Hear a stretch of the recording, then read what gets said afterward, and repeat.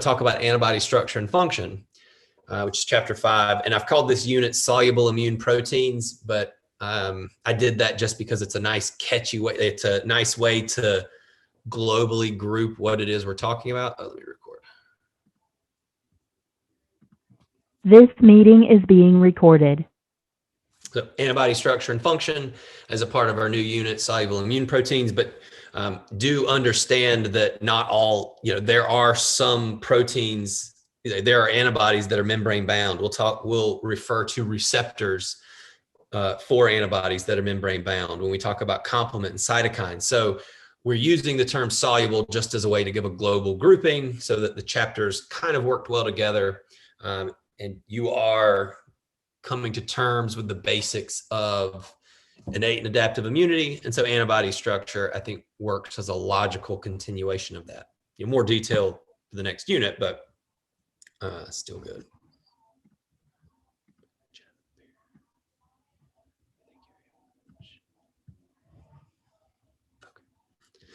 All right, so we have our objectives, all well and good. We'll skip those, but they're there. So a point to remember is that when we talk about antibodies, and I try to be fairly consistent, you will probably see, or I'm certain you'll see my notes jump between probably the words I say. So go ahead and start reinforcing now that antibodies and immunoglobulins are we're going to end up using interchangeably. Now, antibodies can be abbreviated AB. All right, so if you see AB, that's an antibody. If you see IG, that's an immunoglobulin. For our purposes, they're the same thing. Now, what are antibodies? They are actually globular proteins. If you recall, I think cell biology, we talked about that, or at least I know I did in biochem, so maybe you did in biochem. But they're globular proteins, and specifically, they're the gamma globulin fraction that you find in serum. And we'll show that, or we'll cover that more, but antibodies are bind to antigen-specific structures, causing antigen-specific immune activity. So anything that binds, that's found in this gamma globulin fraction that binds to an antigen and causes an immune response would be considered an antibody. And it happens that they're all what we will talk about for the rest. Now, you'll find these in two ways. You are probably most used to thinking about antibodies as the thing that circulates throughout your blood. That is the humoral response, after all. Found in circulation, they are secreted by a terminally differentiated, meaning a B cell got activated and followed a series of steps, taking it to becoming plasma cells that all secrete that identical antibody of the one that activated it. And so how is it that a B cell gets activated? Well, it has a B cell receptor, and that also has an immunoglobulin that's membrane bound. So the B cell receptor, more specifically, is an antibody attached to the membrane paired together with signal transducing molecules. And specifically for B cell receptors, they are Ig alpha and beta, and they always go together. So we have a B cell receptor, binds one antigen, one specific epitope. And when it gets activated, that B cell could and probably will ultimately give rise to antibodies that are secreted. And those antibodies that are secreted will have especially early, will bind the same antigen, the same epitope. Okay. Where are these secreted cells dumped into the blood? When we were talking about lymph node and spleen organization, you have that medulla portion that's kind of in the middle. There you will have some plasma cells that are sitting and secreting antibodies into the lymphatics to circulate through the tissues or back into the bloodstream. But you have many, many more, especially those that are considered memory, that find themselves situated in the bone marrow. And that's because bone marrow is highly vascularized. So lots of blood access, great places for antibodies to sit and plasma cells to sit and dump their antibodies. Now, what's important about antibodies, their structure reveals, they have a structure that incorporates features that are necessary for function. And so they're split up into two. So the first is specificity. We already know lymphocytes, by virtue of B or T cell receptors, bind to one specific epitope for an antigen or antigen. How does this occur? We talked about the complementary determining regions. This is what gives these are these regions that are hypervariable, meaning gene fragments can be rearranged during the development of that cell to give many different possibilities so that we have one epitope recognized. We'll talk more about those CDR regions in a second. One antibody has specificity for one epitope / antigen. What's interesting though is, I don't know if you've noticed this, especially in anatomy, but there are almost always exceptions to the rule. Sometimes an antibody can in fact bind two antigens, and we have a few slides to talk about that later. Useful, but also can not be good, right? So we have great diversity, all because we have these CDR regions that give this hypervariability that allow the antibody to bind specific things. Now, the biological effects, once that antibody has bound to its coded for antigen, it can do many different things. It can do things that impair function, and there can be overlap between all of these, but I tried to group them as cleanly as possible. So it can impair function. This would be like neutralization, where you make something not work anymore, immobilization, where you keep it from moving, or agglutination, where you cause things to clump together so that they can't move and potentially can't function. You can also have promotion of phagocytosis by antigen presenting cells. This is through precipitation. You make things big, attractive chunks to eat. It can be through opsonization, that idea of adding salt to food, makes you more likely to want to eat it, or sugar, I guess, if it floats you. You can have cellular cytotoxicity that is a direct result of antibody binding. And this is when you get activation of immune cell killing. Right? And this is especially prevalent with natural killer cells. They walk around, and if they see the right kind of antibody bound to a structure, they're going to go and say, oh, hey, remember, I'm looking for something to kill. You just gave me an additional message to kill you. And so it'll eliminate the cell. Antibodies are good. Many of the antibodies can be good complement activators. If you recall from chapter 2, complement activation leads to direct cell lysis, an increase in inflammation, and or opsonization, which makes you more likely to be consumed by antigen presenting cells. And then they can also transport themselves across the placenta, or have that capacity to transport, and that gives passive immunity to the fetus. We'll also see that can occur through breast milk, or at least we reference it. Now we have, because of these different biological effects, that speaks that there must be some diversity in the types of antibodies we have. And it turns out, based on structure, we can group our antibodies into classes.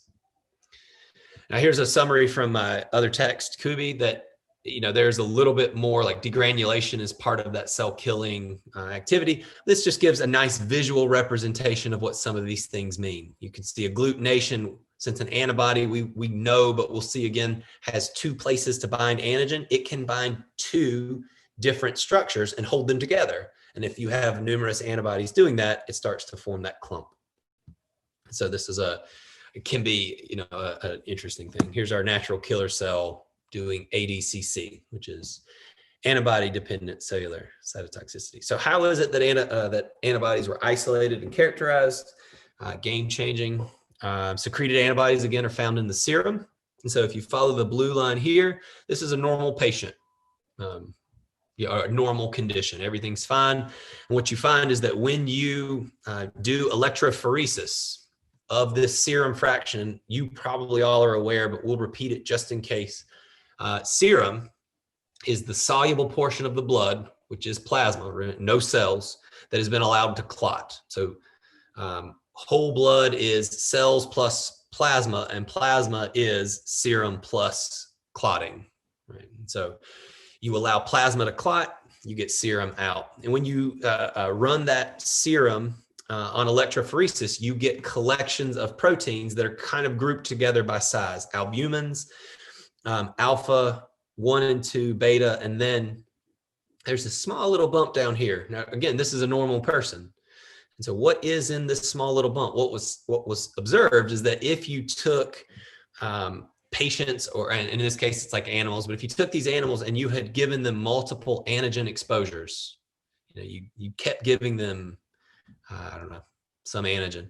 What happened is that when you started to screen their serum, here we're looking at the red line, or you can use the red line as a surrogate. what you found is that that gamma globulin fraction, gamma because they're the biggest so that they move the slowest, that biggest fraction starts to exaggerate. And when they started to analyze this gamma globulin fraction, they found it contained antibody-like activity. It turns out immunoglobulins are the only thing found in that gamma globulin fraction. Now you can see, look at, right now we're just looking at the blue line. So normally this peak is very diffuse. Like albumin has this nice, fairly sharp peak, alpha 1 and 2 and beta all have fairly narrow peaks. Why normally is the gamma globulin peak so flat, so spread out? Well, that gives evidence that there must be some diversity in the things that are occupying that space. They know that what's occupying that space are things with antibody activity. So then it's time to figure out, well, what is the diversity? And this made structural analysis challenging. And what happened is this was eased once they discovered myeloma proteins. So now you can use the red line as is labeled. Myeloma proteins are homogeneous antibodies produced as a result of multiple myeloma, which is a disease that you have plasma cells that become neoplastic. And like any good cancer cell, they do one thing and have no checks and balances on it.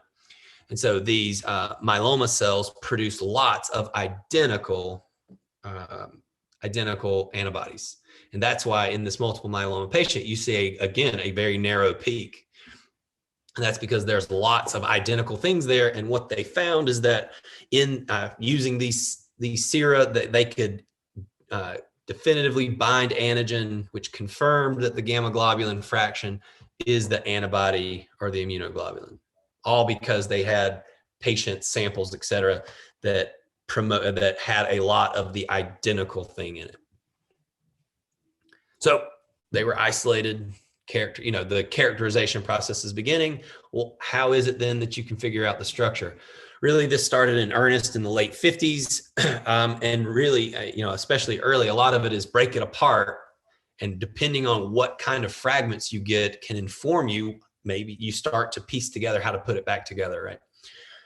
And so they used enzyme digestions and or chemical treatments to do this. So one thing that they learned about the structure of an antibody was using mercaptoethanol. And mercaptoethanol is a reducer. So what it does is it goes in and it disrupts disulfide bonds. And if you recall from biochem or I'm sure some other class, disulfide bonds are when two cysteine residues have those sulfurs and they form a covalent interaction. And that's what gives, in many cases, proteins the ability to have or contribute to shapes. And when they disrupted these disulfide bonds, what they found is that stuff that came out of that gamma globulin fraction, again, antibodies, separate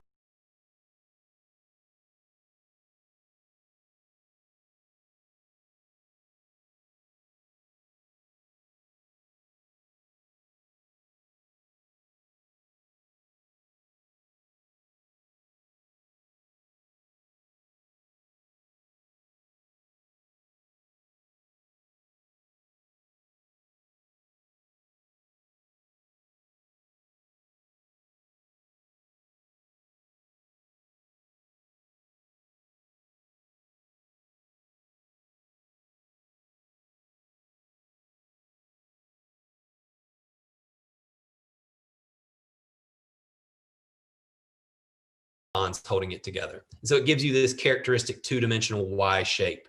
We've already talked about the fact that the ends of the Y, the hands raised up, are who are going to grab antigen. And then the legs that it is standing on are what are going to interact with immune cells and help do the function of an antibody, like the biological responses. So something else that happened that speaks to the chain structure is they digested it with an enzyme called papain. And this gave you three fragments. So we follow our arrow to the left here. Two of those fragments are what are called FAB regions. We've already described these. FAB regions were termed so because they are the fragment of antigen binding. What they found is that each of these fragments could still bind the antigen, but they could not cause precipitation. And that is because one fragment can only bind one antigen, right? And then you also got this FC region. And the FC region is named so because it's the fragment crystallizable. I like to call it the fragment, the constant fragment, just because it's mostly the heavy chains that we will describe in a second. But what they found is that this part couldn't bind antigen, but it could crystallize. And the fact that it could crystallize meant that it was very similar, right? To get salt crystals, you need all of your salt crystals, you need all of your salts to be the same. So you need lots of homogeneity, and that's what's achieved in the FC region, which gave them a clue to say it's something that's very consistent among a particular type of antibody. Later, they found the FC region is what drives biological functions, many of them. Now, the other type of digestion, if you go to screen's right, is pepsin. Pepsin, you see that in the intestinal tract, helps break down proteins. Pepsin, what it did is it cleaved in a slightly different place so that you ended up getting one big fragment and then numerous little sub-fragments. And what happened is you actually, with pepsin, cleave off the antigen binding area and you cleave off the FC region, but it gets digested into numerous little pieces. The antigen binding region, based on the way pepsin cleaves, it gives you something that's called the FAB2. And that is because the two FAB regions are still stuck together. They're still in an arrangement. And what that meant is that this can still bind antigen and it can precipitate, right? But it can't do, or glutenate, but it can't activate an immune cell necessarily. Now, from all of these numerous FC fragments, this is what ultimately allowed them to identify that there were additional disulfide bonds within the chains. And those are important because what they do is give us a common structure, a common motif called an immunoglobulin fold domain. An IG fold domain, if you have an IG fold domain, it means you belong into a big superfamily of molecules called the IG superfamily or immunoglobulin superfamily. You will see that represented as little loops coming up. If you see a protein that has these loops, especially if there's a sulfide bridge that's making them, it probably belongs into the IG superfamily, and we will have those listed out, or the ones that are of interest to us listed out at the end of this chapter, and we'll highlight them if we come across new ones. Now, what's interesting about antibodies is if you get antibodies from another place, another species, it is immunogenic in you, right? So if I take antibodies from a dog, I'm going to have an immune response against those antibodies. And this is important because what that did is it allowed for investigation. Like the idea that antibodies themselves are immunogenic in other species meant that we can get stuff to study, right? Antibodies are specific binders, which can help delineate the overall structure. And so this allowed scientists, over time, to figure out some characteristics of the light chain and the heavy chain. Light chain is going to be L chain, so come to know that's light. The light chain has two major classes that was identified structurally. It has the kappa class, Greek letter kappa, and it has the Greek letter lambda class. What's interesting is that an individual cell can produce both. Like a human produces, it translates the genes that are related to building both of these different classes. But you see a variation in the ratio that you produce. For example, 60% of your light chain antibodies are going to be the kappa class, which means the other 40% are going to be the lambda class. But if you look in mice, 95% of their antibodies are going to be kappa and about 5% are going to be lambda. So it's just interesting, right? There's some species diversity. Light chains have those same, especially in mammals. You got the same two classes, but the propensity changes, and you can make both. However, when you build an antibody, we need two light chains. They will always match. You will have two identical, or you will have two light chains that are both kappa or two light chains that are both lambda. You will never have a kappa and a lambda to form an antibody. Now, turning to the heavy chain, in almost all species, we are going to divide them up into 5 classes. And this is a little interesting bit of trivia. Birds and lizards have something that's named IgY, which actually acts like an IgG. And so that can be used for research purposes or experimentally, because it's that IgY is going to have features that are unique when you compare it to something else. So just to restrict us to the mammalian isotypes, and an isotype is the class of these 5 different antibodies, 5 different heavy chains. You have an IgM, IgG, IgE, IgA, and I missed one. MDGAE. I don't know. I got mixed up. And as you notice, these are the antibodies that you would expect to find produced by activated B cells. So why have these 5 different isotypes? Well, in fact, they give you specific properties. Each isotype is similar to itself, but IgM compared to IgG is going to be different. And that difference can be exploited. Things like how long it lasts in circulation, or how well it activates complement, if at all, or what kind of receptors can their Fc region bind. So here is our antigen, or our antibody structure. No longer just the little lines. Now we are looking at these little bubbles. And what we see is the 2 ends of the Y are the place where the antigen binds, the FAB regions. We will see we have a light chain. And do you see you all can hopefully see these loops. These loops are the characteristic immunoglobulin fold domains. And what we see is that there are 2 of these domains in the light chain, and there are 1, 2, 3, 4 in the heavy chain. And we will see that among our heavy chains, you can either have 4 or 5, depending on the isotype. So these Ig domains are what make it an Ig superfamily member. All right, and so we have the fraction of antigen binding, and then the Fc region, which actually includes anything that's a constant region, is going to contribute to its biological activity. And hopefully that makes sense, right? There is enough commonality in these regions, which means you can have the encoding of things to recognize it. Ask yourself, how hard would it be for a neutrophil to recognize a bound antibody if the constant region was constantly changing? Right? If everything were variable, how would a cell know that it's an antibody stuck somewhere? So it makes sense to have variability where you're trying to bind different things, and then have consistency where you're trying to bind a consistent set of things. And in this case, we're not binding antigen, we're interacting with cells or immune components. So furthermore, these H chains, but also light chains, I guess it's more obvious in the heavy chain. You're going to have these regions that are called constant regions. Light chains have 1 constant region, and heavy chains will have 3 or 4, depending on how many domains 3 or 4, depending on how many domains it has. Now, these constant regions are what give rise to the overall architecture, the class of the isotype of the antibody, because there's so much similarity here. And the difference between these is going to be based on just how big they are, but also the exact protein sequence. There's going to be some differences among your isotypes, and how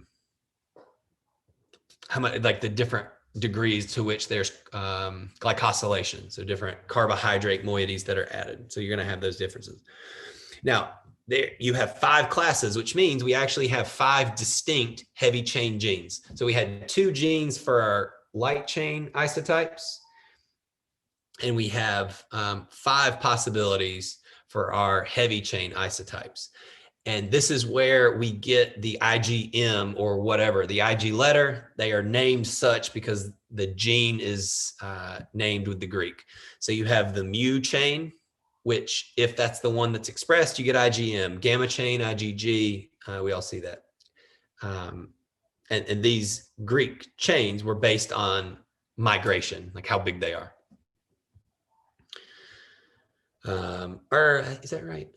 Yeah, I think that's right. It doesn't matter. They're named based on the Greek chain, right? Now, just like in light chains, where a light chain, in an antibody where you have 2 light chains, they both have to match. They can be either one, but they have to match. Heavy chains also have to match. So in an antibody, 2 heavy chains An individual can make any of the 5 heavy chains depending on things we'll talk about later.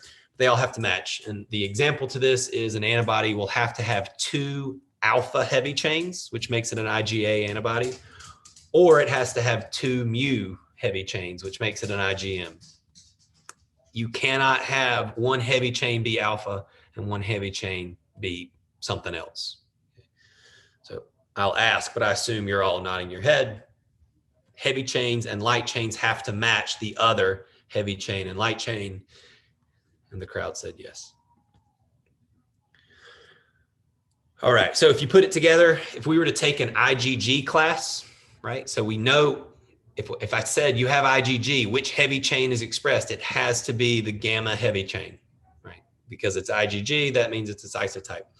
But that IgG could have one of 2 possibilities for its light chain. It could have 2 kappa light chains, or it could have 2 lambda light chains, right? Now, some isotypes actually exist with subtypes. So just one more layer of complexity. The differences in these subclasses really speak to the exact arrangement of some intra-chain disulfide bonds, and there's some other structural alterations that are less important. What's more important is that we know which isotypes have them. Human IgG has 4 IgG isotypes, 4 subtypes. IgG 1, 2, 3, and 4. And what's important about this is that they are all IgG, which means they are all 90% similar to each other, but they are not similar. Just, there's still enough difference to separate them into slightly different baskets, but they all belong in the same group. The other one that has subclasses is IgA, and it has IgA 1 and 2.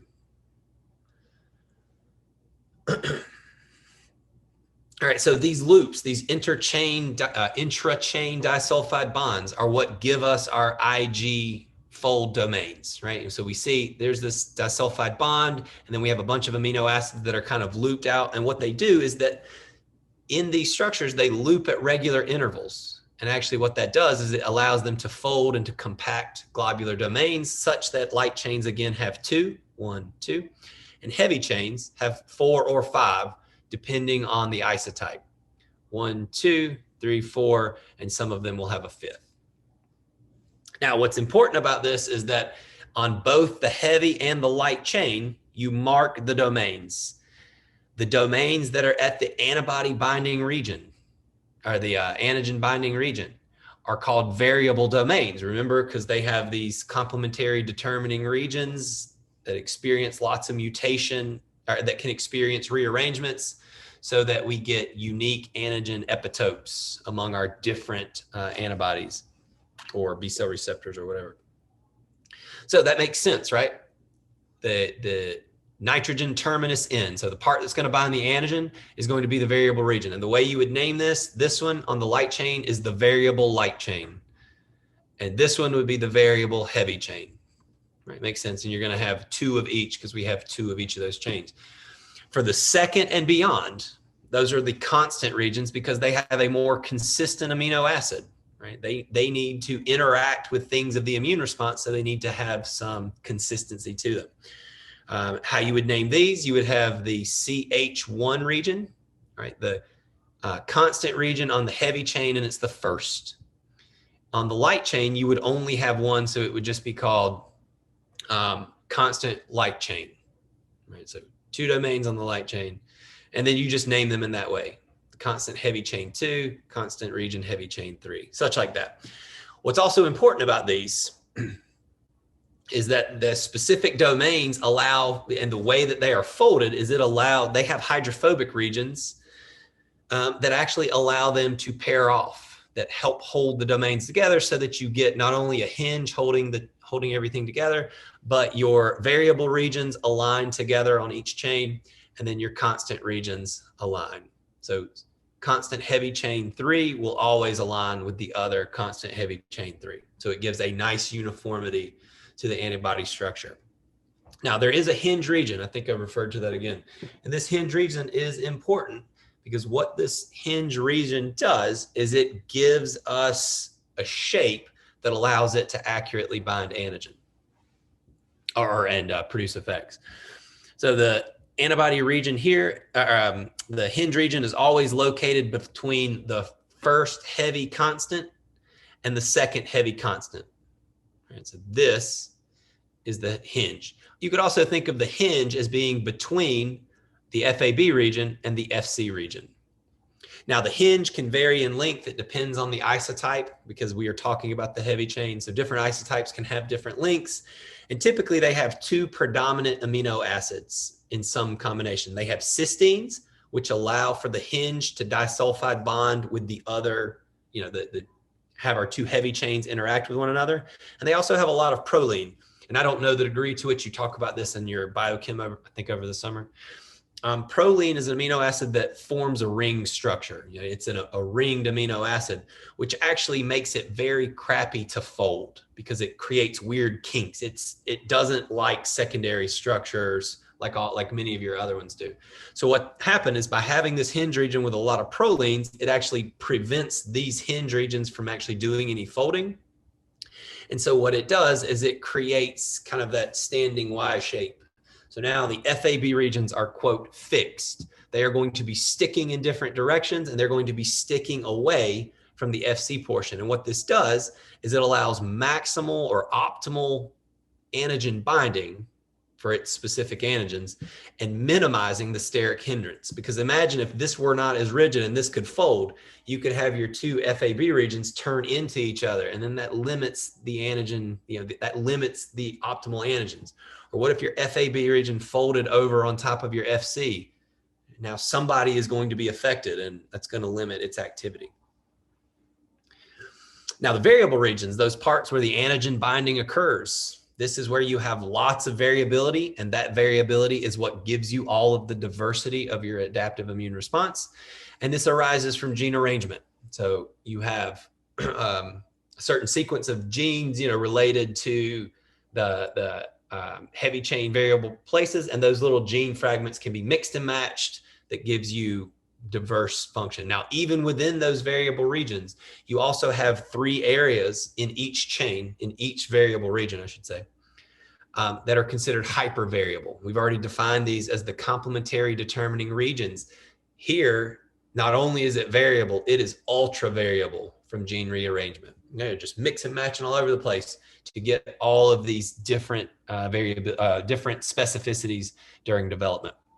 Now, the regions that are not the CDRs, so they're variable, but they're not as much, are termed framework regions. They kind of help, they can change some, but they give the shape, or they give the structure for these hypervariable regions to form the complementary structure, right? The shape that's going to fit the specific antigen.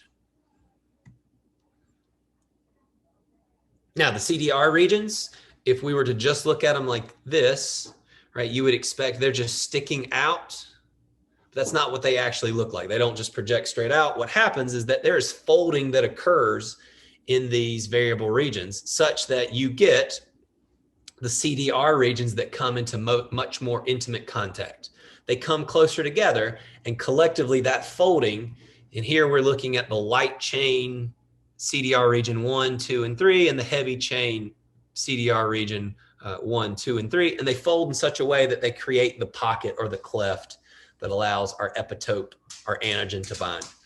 What this is important for, by having it fold together and form this nice little pocket, we need, because all antigen antibody interactions are weak force driven, nothing is covalent. To get stable interactions, we need a close fit among a wide area, a large area. And by having it form this type of relationship, you can achieve that. It makes it more stable, which means you have a higher affinity.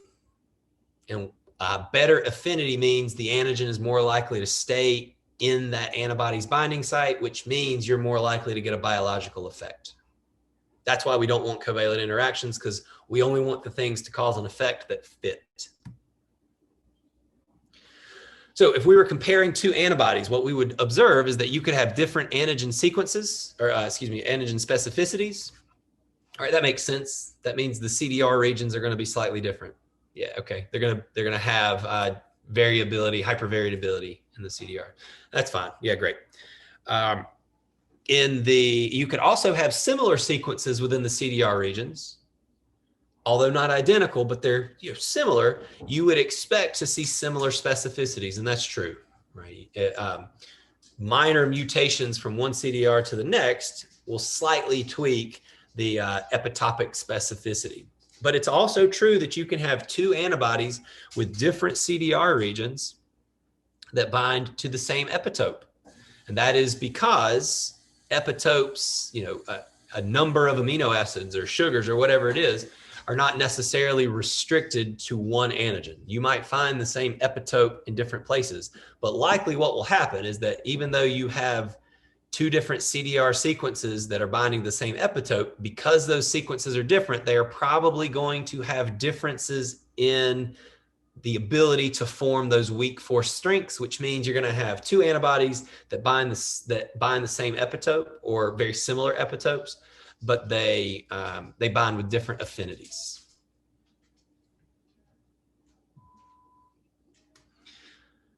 And that helps introduce the idea of redundancy, right? We have antibodies, only one B cell, so one antibody will only recognize. Here we're going to start to get one exception. It can only recognize one antigen, but that does not preclude the fact that you might have a few antibodies that are binding very similar parts on the same antigen. And this is nicely illustrated from this figure from your book. You see this is the antibody, and so this is its antibody binding region. Often it's this little cleft or pocket or depression or whatever.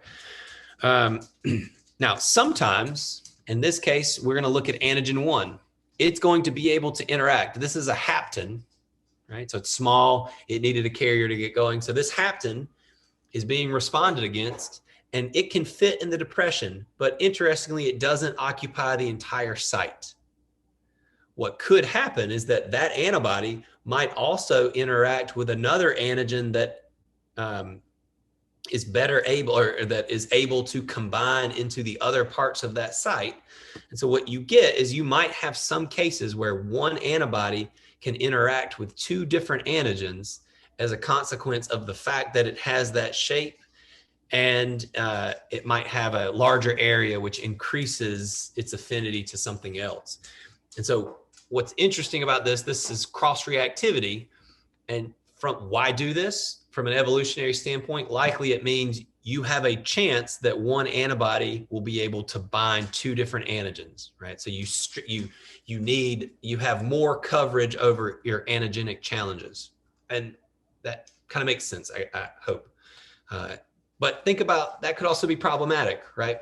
What if let's say antigen A is the pathogen, but antigen 1 is the pathogen, but antigen 2 is something that is slightly similar to something on your surface. So it could contribute to adverse cross reactions or cross reactivity. So a couple of words about the variants of an antibody. We've already referred to one, and these are the isotypes. And these are purely differences based on the structure of the constant regions in the heavy chains. You have 5 different isotypes, 2 of which have subtypes.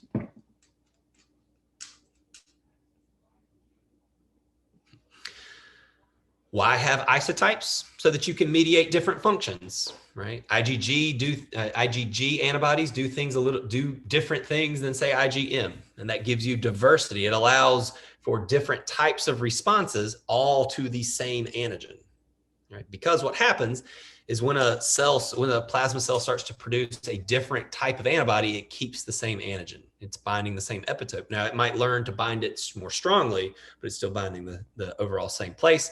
And what this does is that having these different isotypes, it allows you to optimize your humoral immune response. If you only had one way to treat it, if something was able to get around that one way, you're not treating it or eliminating it or whatever. Good example, IgA versus IgG. If these are being secreted by the same activated B cell line or clone, they're going to have the same antigenic specificity. They're going to produce different biological effects upon binding said antigen. Now, another type are our allotypes, and allotypes are based on genetic differences. These are related to allelic forms of genes for usually, and actually not usually, most often, the constant regions, the constant domains of our heavy and light chains. Why constant? Because those should be fairly similar. And here we're looking at a case where an allotype would be a slight genetic change where you have a few differences in the amino acid sequence in one of these constant sites. As you would expect, this typically has very little effect on the ability to bind antigens.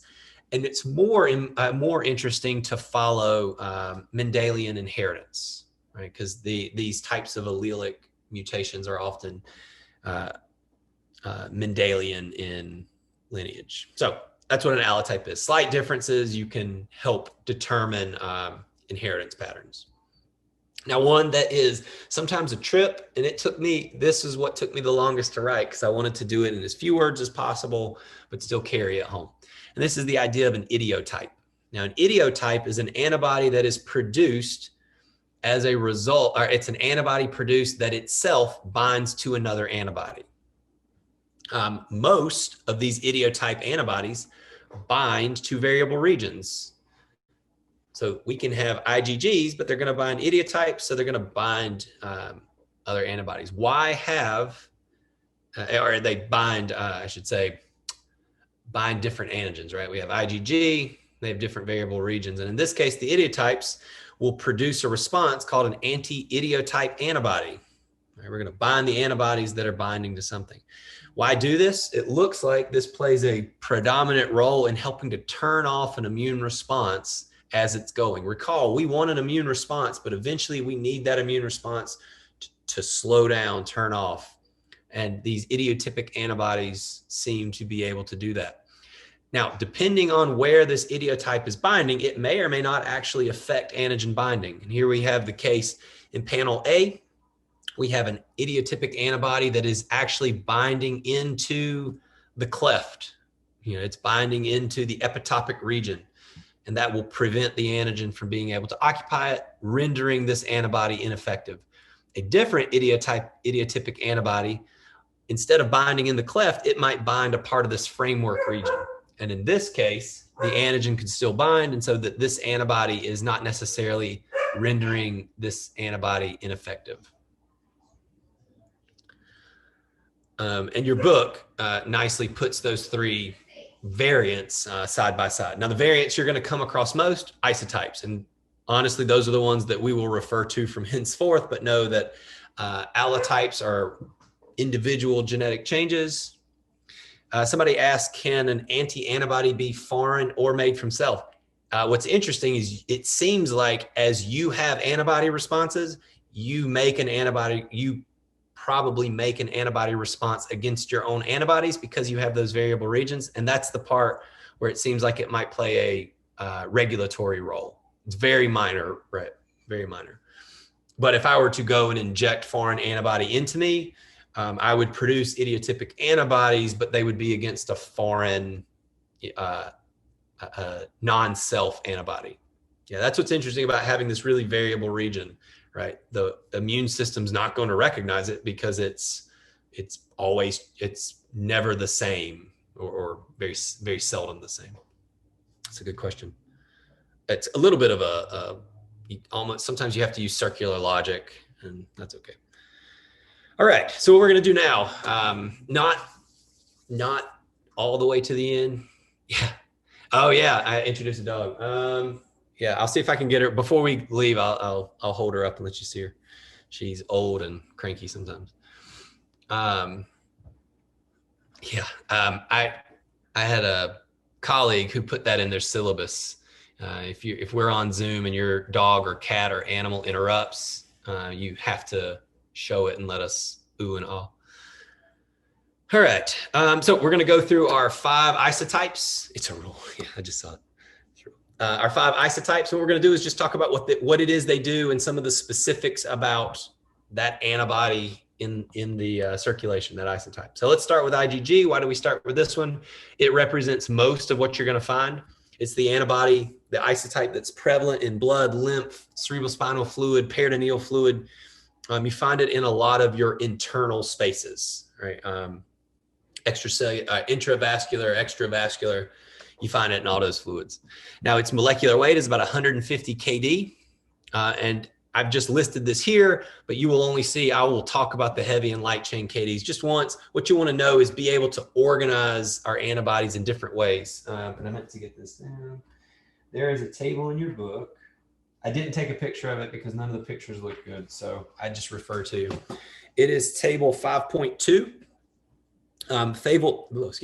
Table 5.2 gives you a very neat way to organize and do some basic comparisons between your different isotypes. So that's a good place to start for like who's represented most or who's the biggest or smallest. Table 5.2. So it's 150 KD. And again, it has 4 subclasses that are based on these minor changes. Sorry if I keep these minor changes in the heavy chain region, the gamma heavy chain regions, and they are IgG 1, 2, 3, and 4. And this is in human. If you were to find mouse literature, the names are going to be slightly different, which is confusing.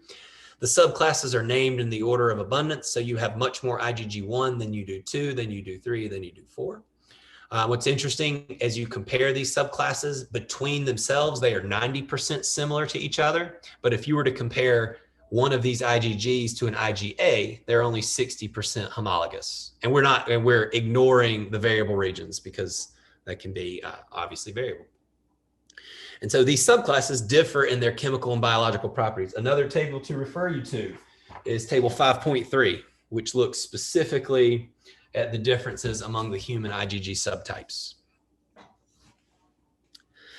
So of our IgG subtypes, 80% of all antibodies made, right, or at least all antibodies there are some form of IgG. If you look at total serum protein, especially depending on your immunized state, most 15% are going to be total serum protein. And these are going to be fairly distributed equally across among your different spaces, blood, tissue, whatever. So you see these IgGs get secreted and they just kind of diffuse everywhere in every fluid, most fluids. Now, IgG, what's important about this one is most of its subtypes carry with it the longest half-life. So, the half-life is, the amount of time during which you would lose half of something. And so you can expect the average IgG 1, 2, or 4 subclass to last about 23 days, whereas IgG 3 is the one that lasts only 7 days. And what this means is because you have such a long half-life globally among IgGs, they are the best for passive transfer because when you put them somewhere else, they will last the longest. Now, what's interesting about IgGs, as the levels of IgG rise, the half-life will start to decrease. Right? They're binding things, they're getting cleared, and there's more frequent antigen binding. But to help counter that, to help get those antibodies back into the circulation, we have the action of a receptor called Fc receptor P. And it plays a role in IgG recycling. So an IgG antigen, IgG is bound its specific antigen, it gets pulled inside a cell, and then through a series of steps we don't care about, it eventually binds to this FcRP, which then carries it back to the surface and spits the antibody back out. The antibody is now available to bind some more. Isn't that cool? And we have a little graph showing that. Antibody, IgG bound to antigen, it gets taken into the cell, binds to this specific receptor that not only it pops the antigen off to go and do, antigen things, but it also spits the antibody back out. Bam, we've recirculated our IgG. Now, IgG can do some interesting things. It has lots of diverse functions, and we see that reflected when we see what's the most antibody we make. We make mostly IgG, especially upon a secondary immune activation or immune response. So we have 2 antigen binding sites, right? We're a Y, we can bind things, and that means that we promote aggregation. Like we're good at clumping things together. There's slightly different terms that speak about the nature of what it is we're clumping. Agglutination is the clumping of things that are insoluble, like a cell or a microorganism. And then you have precipitation, which is the aggregation of things that are soluble. So like precipitating sugar in a solution of sweet tea is when that thing that was dissolved starts to fall back out of solution. So minor difference, maybe seemingly, but be able to separate them. Now, by doing one of these two things, what you do is you improve how likely it is it can be eaten. So you improve phagocytosis. IgG can, and what's interesting about IgG, which makes it a little bit dicey to use in passive transfer, right? If you're going to give somebody antibody, IgGs can aggregate in the absence of antigens, or it's something that can happen. And so you don't want to give aggregated IgG to somebody, because what will happen is those aggregates will stimulate an immune response without actually binding any antigen. So something to make sure that if that's something you do, you're aware of it. IgG is also the only antibody that can cross the placenta, and specifically it's IgG subtypes 1, 3, and 4.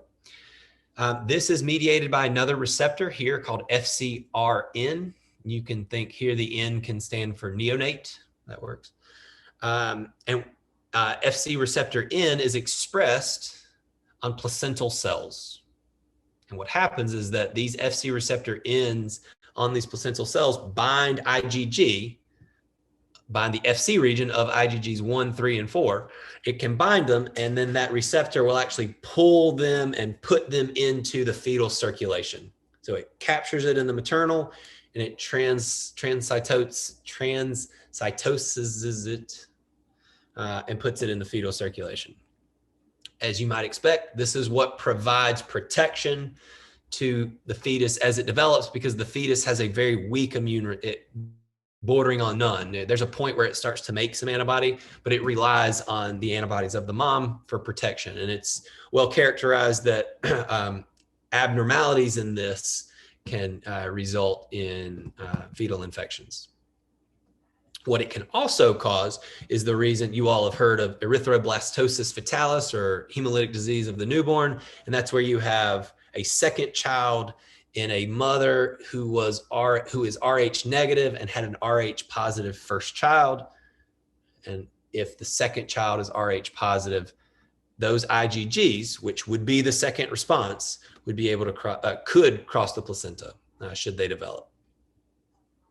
And so this receptor can do it. Now, this receptor also plays a role in intestinal transfer of IgG. So the breast milk secretes antibody, IgA or IgA especially prominent, and it gets secreted into external secretions. The fetus eats it. Should it eat it, it can actually bind to this receptor that's expressed into the lumen of the intestine, capture those IgA antibodies, bring them in, spit them right directly into the bloodstream for passive protection. So cool. IgG is also a potent opsonizer, and opsonization again is the improvement of phagocytosis as a result of labeling with structures called opsonins. Bound IgG, and this image I borrowed from, I don't know if it was from your text or I got from the internet, I don't know, somewhere. These are all little molecules of IgG, loosely approximated as decorating it, right? So this thing was a threat. The adaptive immune response identified it, decorated it with antibody, and now this phagocytic cell sees that and says, hey, I really want to eat that. You added salt to something that I desperately now want to eat, and it actually envelops it, and it can then internalize it. And that engulfment and internalization leads to its destruction. Neutrophils and macrophages are especially good at phagocytosing IgG opsonized structures. And they do so by interacting with Fc receptors specific to IgG, I should say that. Now, IgG also plays a direct role in cytotoxicity. It again is called antibody-dependent cellular cytotoxicity. And this is where you have, this is a tumor-infected cell, let's say. IgG recognized epitopes on it, they bind, and then natural killer cells happen to walk by looking for a fight. They see that there is bound antigen to this thing, and they destroy it, right? There's more nuance to that. That's the gist, and that's fine for now. How do those natural killer cells destroy it? By recognizing those Fc receptors. The Fc receptor sees the bound antibody, and it leads to degranulation, which causes apoptosis. So that tumor cell is eliminated. IgG is also a good complement activator, especially and only when that IgG is bound and stuck to something. And what it does is it activates complement via the classical pathway. Classical pathway, as hopefully you are learning from chapter 2 for now, is activated by C1q. C1q is able to bind IgG, and when there are numerous IgGs decorated and stuck to their antigens on the surface of something, C1q sees it and says, I'm going to activate here. And what that does is it activates the complement cascade, and it initiates three general functions to some percentage or proportion. It can cause direct cell lysis by forming these little pores as a result of the membrane attack complex.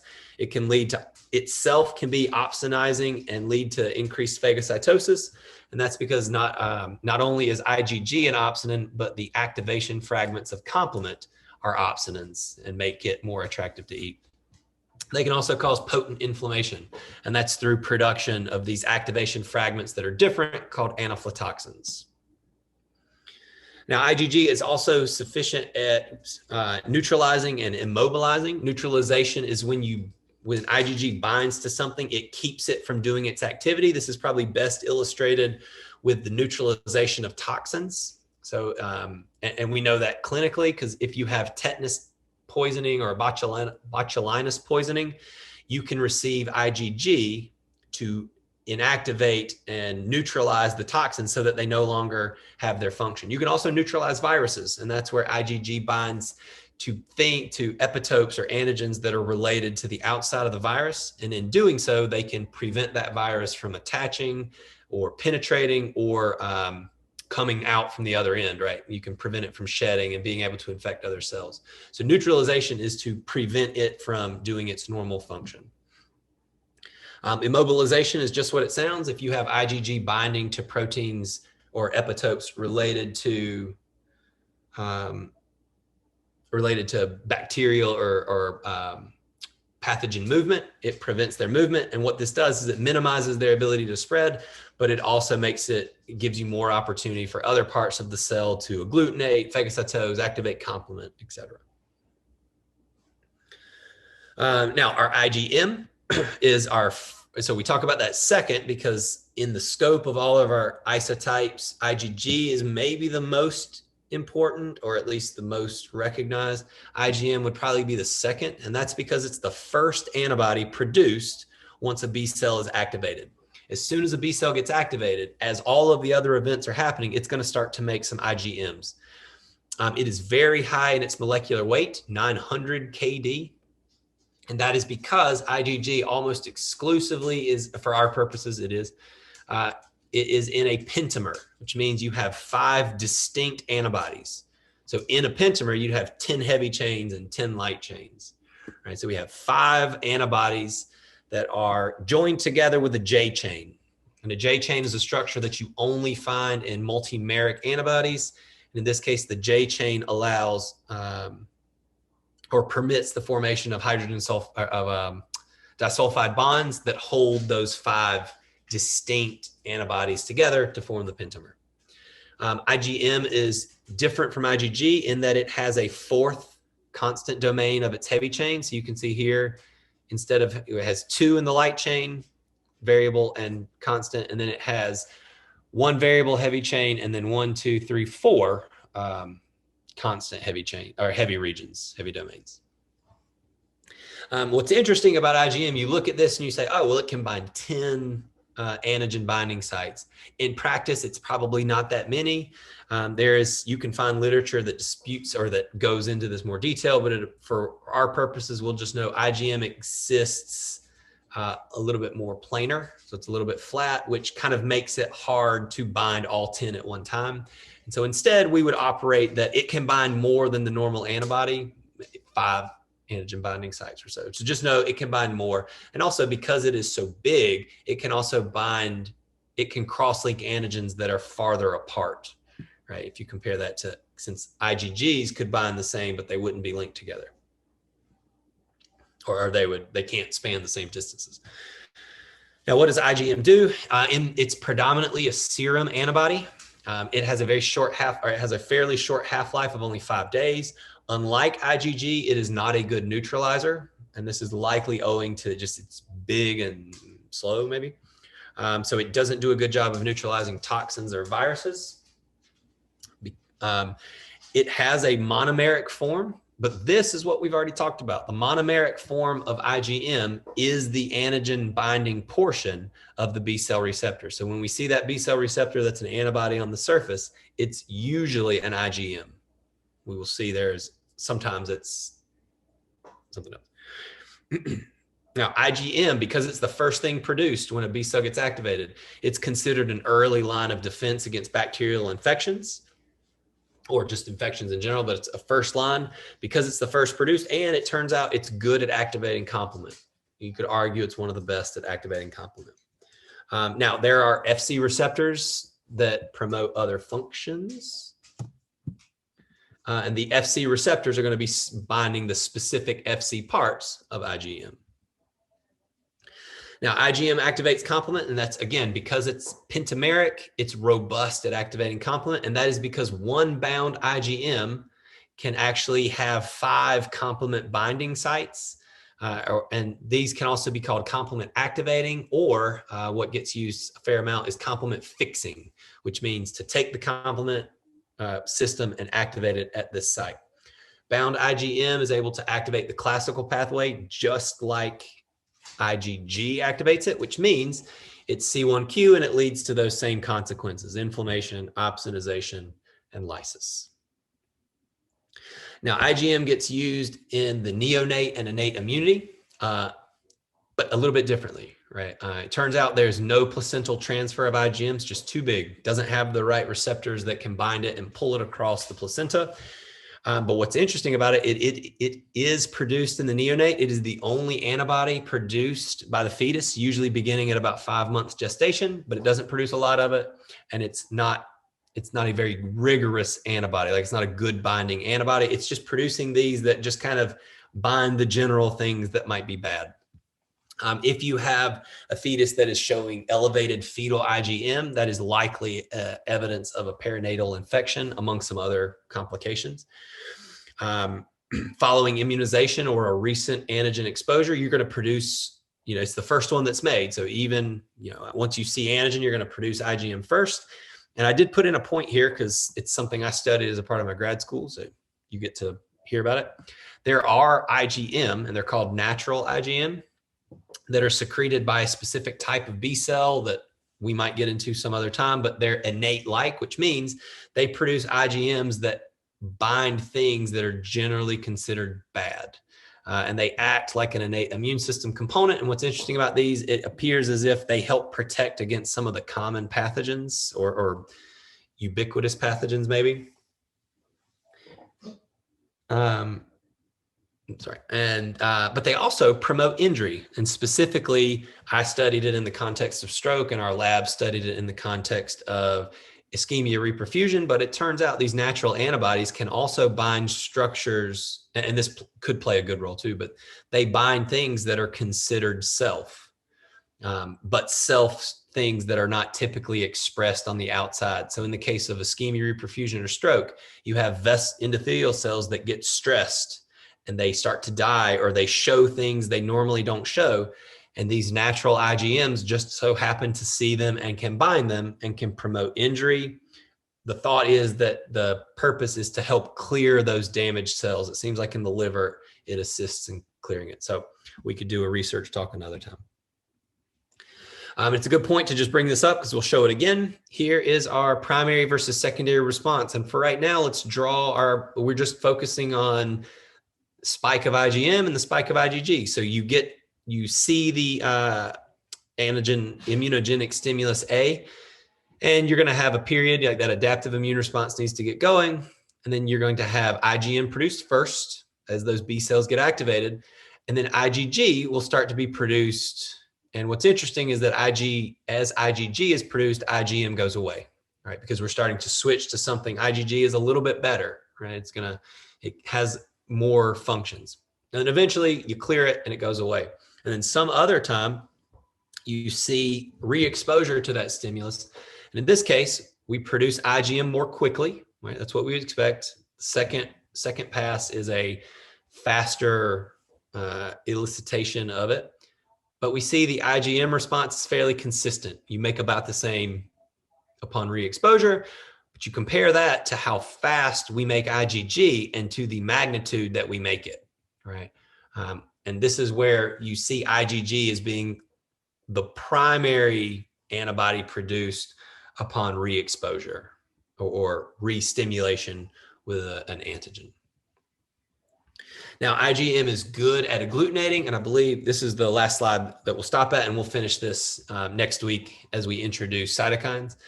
IgM is an excellent agglutinating IgG. That makes sense, right? It's pentameric, which means it can reach across long distances to bind two distinct things. So it can bind numerous and distant epitopes. And here we're seeing one that's binding 1, 2, 3, 4. It's binding in 4 locations. It's IgM is really good at agglutinating antigens that have repeated patterns. So things like polysaccharide antigens or the antigens that are on the outside of stimulating immunogenic cells.